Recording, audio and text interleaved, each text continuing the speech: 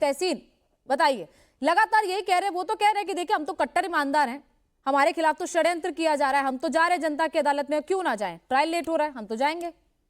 वनिका जी, मैं हमेशा कहता हूँ, या तो आप प्रेग्नेंट हो सकते हो या तो नहीं हो सकते, आधा प्रेग्नेंट नहीं हो सकता है। हम जा रहे हैं जनता की अदालत में, जाओ ना, फिर कीजिए ना असेंबली डिसॉल्व। जाइए, मिलिए ऑनरेबल प्रेसिडेंट से, ऑनरेबल एसजी से, कहिए असेंबली डिसॉल्व, बुलाइए स्पेशल सेशन, कीजिए असेंबली डिसॉल्व। कौन रोका है? जाएंगे जाएंगे जाएंगे, मोदी जी इलेक्शन बुलाए, मोदी जी के हाथ में क्या? आप कीजिए ना असेंबली डिसॉल्व, इलेक्शन कमीशन को अपने आप इलेक्शन बुलाना होगा। ये क्या बात है? छोड़िए ना शीश महल और ले जाइए, जैसे बीजेपी के प्रवक्ता ने बोला, गोनिका जी और इंडिया टीवी को ले जाते, बताइए शीश महल, वो 2 लाख का कमोड, 5 लाख का कमोड दिखाए, 50 लाख के कर्टन दिखाए, नहीं है तो वो दिखाइए, सच दिखाइए ना, छोड़ेंगे, होगा। ये क्या है? Future tense. आज की बात कीजिए, वर्तमान की बात कीजिए। आतिशी जी बनी मुख्यमंत्री में, बहुत खुश हूं, तीसरी महिला मुख्यमंत्री बनी सुषमा जी और शीला जी के बाद, ठीक है, बहुत बहुत बधाई। क्या मुख्यमंत्री बनने के बाद क्या कहती? मैं मुख्यमंत्री नहीं हूं, अरविंद केजरीवाल की मुख्यमंत्री। कौन सा सत्ता छोड़ा? आपकी लॉयल्टी, आपकी प्रायोरिटी दिल्ली की आवाम नहीं है, आपकी प्रायोरिटी अरविंद केजरीवाल को दोबारा से मुख्यमंत्री बनाने की है। आपकी प्रायोरिटी वो नहीं कि दिल्ली के हालात को सुधारे, आपकी प्रायोरिटी है अरविंद केजरीवाल और आम आदमी पार्टी कैसे सत्ता में वापस आए। या कि प्रायोरिटी जो व्यक्ति संवैधानिक पद पे आपने बिठाया, वो कह रही है खुद मैं डमी हूं, मैं डमी मुख्यमंत्री हूं, अरविंद केजरीवाल असली मुख्यमंत्री। ये क्या बात हुई? ये कोई बात हुई? तो इसलिए मेरे आपसे रिक्वेस्ट है संजीव जाट भाई, अगर आप जनता का सर्टिफिकेट चाहते हो, उसमें कोई गलत बात नहीं है, लेकिन आप रिजाइन तहसीन कीजिए, असेंबली सॉल्व कीजिए, खत्म। ठीक है, एक एक मेरा सवाल सुनिए कि उसी इसी आम आदमी पार्टी के साथ तो कांग्रेस भी हाथ मिलाती है ना।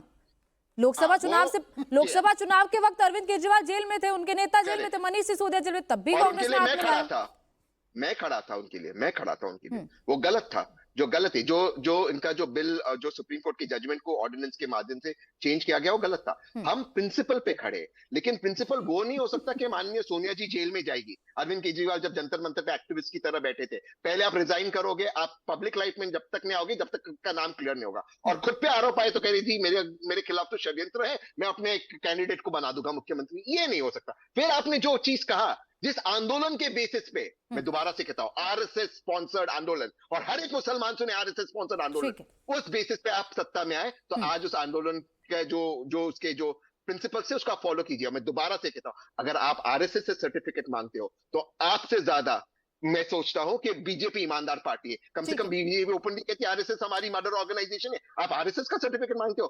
हर एक मुसलमान को देखना चाहिए ठीक है। अरविंद केजरीवाल की और आम आदमी पार्टी का चाल, चेहरा और चरित्र। ठीक है शहजाद, आज सुना होगा आपने अरविंद केजरीवाल का भाषण, बार बार उन्होंने प्रधानमंत्री का नाम लिया, बार बार उन्होंने बीजेपी का नाम लिया, और सीधे सीधे यही कहा कि बीजेपी ने उनके खिलाफ साजिश की, वो जब तक जनता उन्हें प्रमाण पत्र नहीं देगी वो कुर्सी से दूर है। जनता ने इनको केवल दिल्ली में नहीं, ये पंजाब में तो सत्ता में वहां पर भी है, 20 सीटों में से केवल 3 सीट जीते। किसका मैंडेट था? जेल का बदला वोट से ये नारे पे गए थे चुनाव करने। दूसरी बात, इन्होंने कहा बार बार कि अरविंद जी को बदनाम किया जा रहा है। अन्ना हजारे जी ने कहा ये उनके कर्मों का फल है। क्या अन्ना हजारे जो पिता तुल्य है वो उनको बदनाम कर रहे हैं? तीसरी बात, इन्होंने कहा फास्ट ट्रायल करवा दो। लालू ट्रायल के बाद कन्विक्टेड है, उस पर संजीव झा चुप। चौथी बात, इन्होंने कहा कि सनातन का हम लोग सम्मान करते हैं, इसलिए श्राद्ध तक रुक जाएंगे शीश महल में।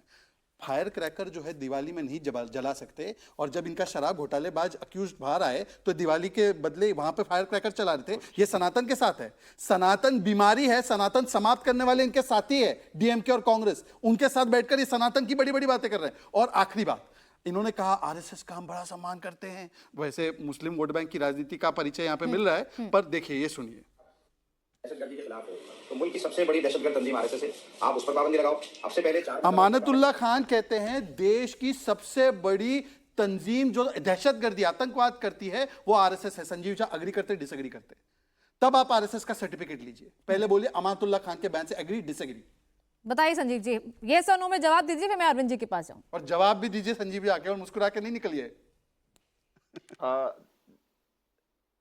देखिए, तीनों बात का जवाब मैं बारी बारी से देता हूं। मुझे लगता है जो तहसीम भाई कह रहे थे और जो अभी शहजाद कह रहे हैं कि अरविंद केजरीवाल की सैक्रिफाइस समझने के लिए आपको अरविंद केजरीवाल जैसा बनना पड़ेगा, वो आप नहीं बन सकते। एक बात समझिए, तहसीम ने कहा कि सैक्रिफाइस मुझे करना है। कौन आईआरएस कंप्लीट करके ज्वाइंट कमिश्नर बन करके और जाकर झुग्गी में काम करने लगेगा? इतना बड़ा भगवान तो है नहीं वो कि 13 मुख्यमंत्री बन जाएंगे, ये उनको पता था।